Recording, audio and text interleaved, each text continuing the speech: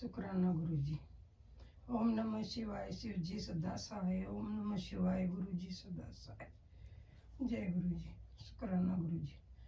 गुरु जी कोई भी इस सत्संग में बोलने में कोई भी गलती हो तो मुझे माफ करना। जय गुरु जी। जय गुरु जी। संगत जी, ये गुरु जी का मेरा शुक्राना संगत सत्संग है और मुझे ये बस गुरु जी की बार बार ही प्रेरणा से मैं कर रही हूँ कि 2 साल हो गए मुझे जुड़े, लेकिन मैंने कोई भी सत्संग नहीं किया था। गुरु जी के बोलने के बाद भी मेरा अजीब सा ही होता था, मन नहीं करता था। लेकिन अब मैंने ये शुक्राना सत्संग शुरू किया है। आपको जो भी जिसको भी सही लगे आप देख लेना, सुन लेना। जय गुरु जी। सत्संग गुरु जी। संगत जी, मैं जनवरी 24 से जुड़ी हूँ गुरु जी से। गुरु जी ने मेरे को जब जनवरी 24 से जोड़ा है और गुरु जी ने उसके बाद मेरे साथ का जो भी छोटे थे बड़े थे जो भी सत्संग हुए हैं उनमें से एक छोटा सा सत्संग मैं आपके साथ शेयर करना चाहती हूँ कि गुरु जी मेरे को मंडे को बड़े मंदिर बुलाते हैं। क्योंकि बुलाते इसलिए हैं क्योंकि मैं तो 3rd फ्लोर से 10 बजे से पहले नीचे भी नहीं उतरती थी, ना कभी मेट्रो में बैठने की। अब मैं आराम से चली जाती हूँ, इसलिए मैं बोलती हूँ कि गुरु जी ही बुलाते हैं। तो कोई संकट गुरु जी का ऐसा ही था कि मुझे तो मैं खुद कहूँ मुझे महसूस तो होता है, लेकिन ऐसे पता नहीं था कोई मतलब घर में ही कोई सिरदर्दी थी, ऐसा ही घर का माहौल अजीब सा था।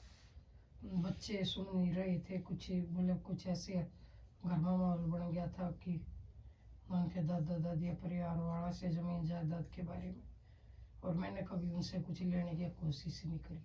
अब मेरे को अजीब सा माहौल हो रहा था, ना मैं उनको संभाल पा रही थी।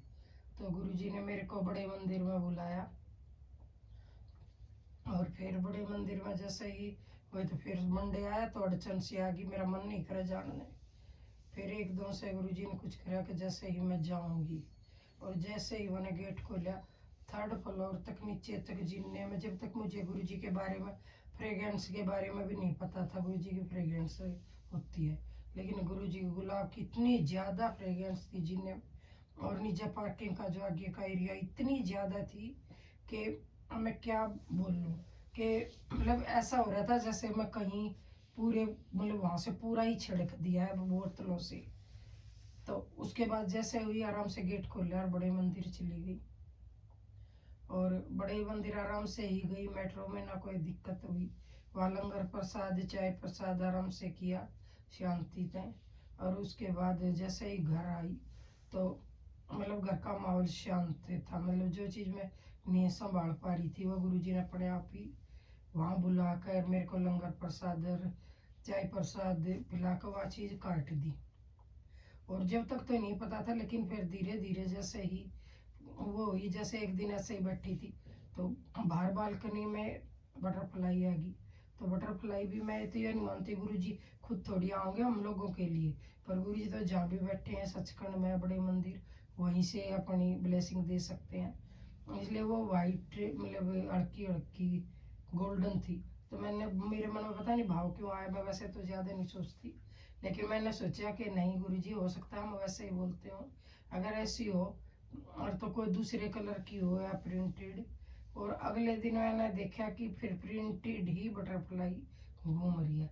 अब गुरुजी फिर साथ साथ जब उसका उत्तर देने लग गए तो फिर मेरे को तो मतलब ज़्यादा ही शर्फात महसूस होने लग गया, और ऐसे ही लगने लग गया कि जैसे मेरे बाबूजी मेरे साथ हैं और मैं गुरुजी को पूरी तरह अपना बाबूजी मानती हूँ और हर एक चीज़ है। इसलिए गुरुजी ने वो चीज़ बिल्कुल ही अच्छी तरह जमीन जायदाद या उन अजीब आदमियों के बीच में से बच्चों को निकालने के लिए मैं गुरुजी का शुक्राना करती हूँ। बहुत बहुत शुक्राना गुरुजी। जय गुरुजी।